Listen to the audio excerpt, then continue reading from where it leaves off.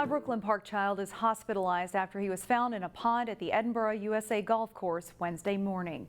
Reporter Sonia Goins is live at the course with more on what happened. Sonia? Shannon, this is such a sad story. We're on the 8th hole of the course where a little boy was found in the pond right behind me, face down in the water. The situation started around 10 this morning when police got a call about a 3-year-old boy on the autism spectrum who had wandered away from home. Police arrived on the scene and started a search. During that time, one of the officers ran into a group of golfers and asked them if they saw the child. The golfers told police no, but indicated there were shoes in the nearby pond. That's when police found the boy. He was pulled from the pond and was found not to be breathing, and CPR was administered by the officers and the Brooklyn Park Fire Department. At this point, we do not know the condition of the child. I know that he's at the hospital. Family's also at the hospital, and so are our detectives. Now, we just learned that the boy is at North Memorial Hospital and is in critical condition. We'll continue to monitor the situation and bring you any updates on our website, ccxmedia.org. Live in Brooklyn Park, Sonia Goins, CCX News. All right, thank you, Sonia. Meanwhile, the Hennepin County Sheriff's Office is investigating an incident on the Highway 610 bridge near the Mississippi River. This is the scene on the Brooklyn Park side of the river. Authorities were not able to provide details, but calls into 911 dispatch reported someone jumped off the 610 bridge. Rescue crews were at the scene. We will have more updates on our website as they become available. Amid a vaping health scare, the New Hope police chief announced a record seizure of illegal vaping cartridges that contain the active ingredient in marijuana. The bust happened in Coon Rapids, but was announced in New Hope because the lead investigator on the case is a New Hope officer. That officer was part of the Northwest Metro Drug Task Force, which seized 75,000 vaping cartridges that contain potent levels of THC. Many of the cartridges were marketed toward younger users with names on packages like Fruity Pebbles and Strawberry Shortcake. Authorities say using illegal THC cartridges can be very dangerous because the ingredients aren't always clear. I want to urge all parents, have conversations with your kids, your loved ones, anybody that you know that are using these cartridges. Stop using them, get help, go to treatment, have conversations about the dangers. These types of products are available for purchase in supplier states that have already passed laws legalizing recreational marijuana. If you think this is a problem now, wait until cannabis products become commercially available in Minnesota. This is yet another example of why we should pause, take our time before passing similar laws in this state. Currently, there are more than 500 people in the U.S. with serious lung injuries because of vaping, and that number is expected to grow. Some Brooklyn Park businesses are doing their part to make the city more food truck friendly. Decatur spearheaded a food truck event on Wednesday and invited city staff to come check out the food truck festival. They hope to show how food trucks would help several businesses near Highway 610 that do not have access to nearby restaurants. Really, for us to go, the nearest place probably to go is maybe to Hy-Vee or Sweet Basil. There's, we have to get in our cars and drive, and people don't have that much time to take for lunch, so it's nice to have another option. How can we become more food truck friendly and get a better reputation around that? We're always looking for more restaurants in Brooklyn Park, and these are just restaurants on wheels. From April until September, the city has held food truck events to test out the market, and they hope it will lead to food truck-friendly policies for Winnetka Avenue and beyond. Today's Standout student has a heart for the great outdoors, and that's just where we caught up with senior Heldon Centellas from Armstrong High School.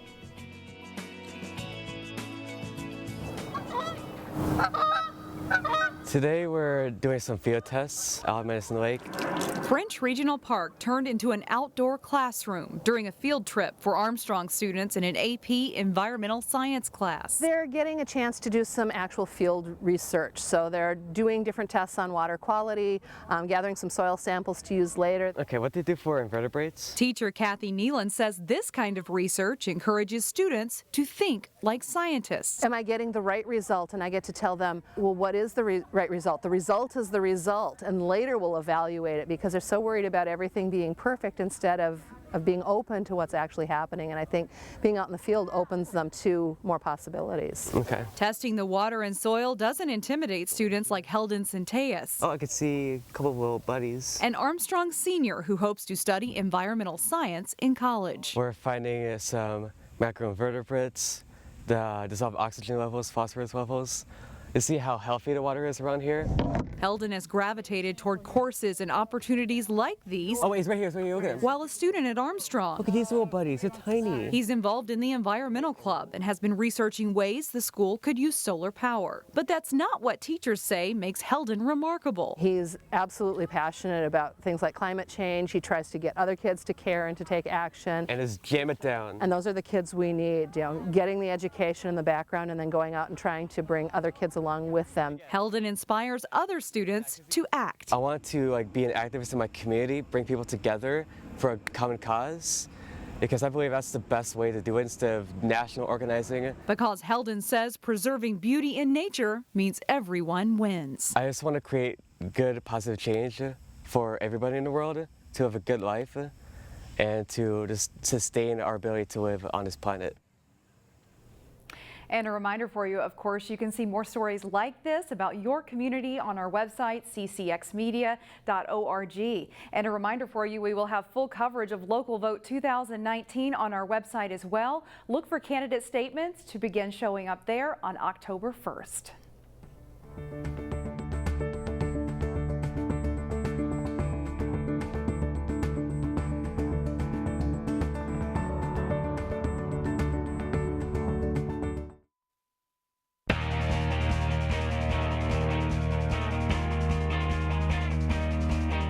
Wayzata and Minnetonka have had a good rivalry in boys soccer. Goals were hard to come by as the Trojans and Skippers met up Tuesday.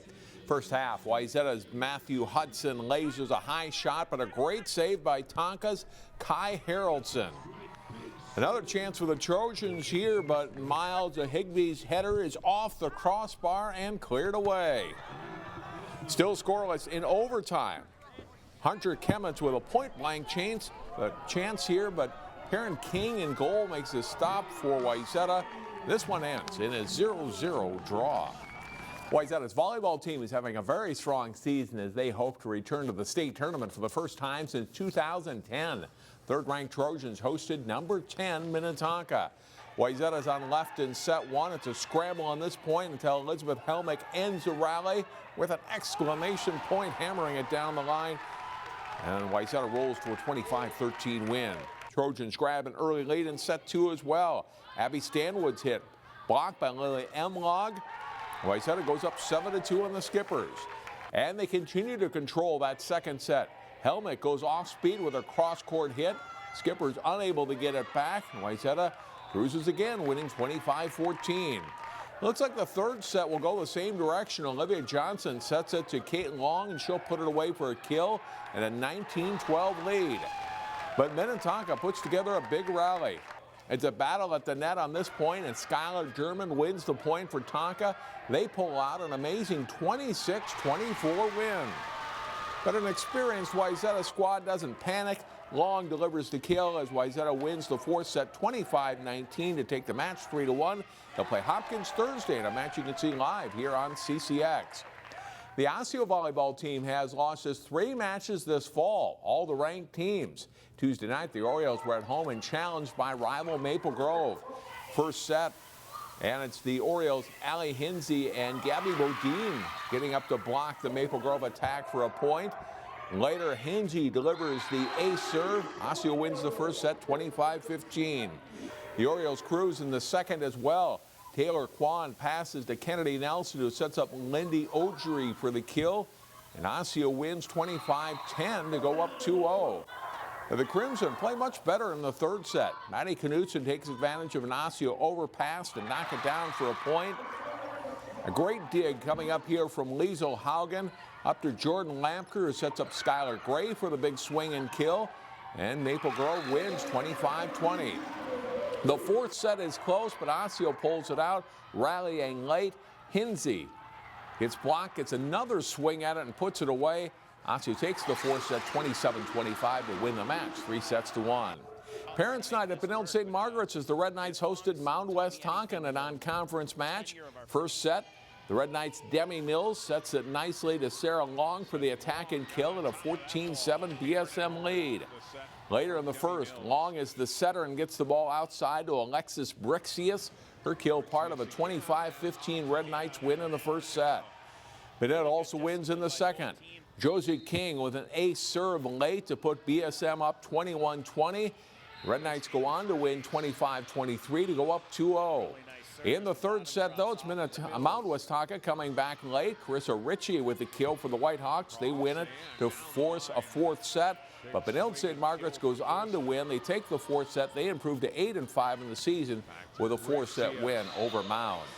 In girls swimming, it's mostly conference meets the rest of the regular season for most local teams. Park Center and Cooper stepped out of conference competition for a meet at Plymouth Middle School. 200 freestyle, Cooper's Kendra Kerner and Camille West in a good race with Kerner getting the win. The Hawks get another win in the 200 IM as Eva Launderville touches home in a time of 2 minutes 34.30 seconds. Park Center will get a win in the 50 freestyle. Lily Wynn clocks a winning time of 27.56 seconds, but Cooper wins the meet 100-74.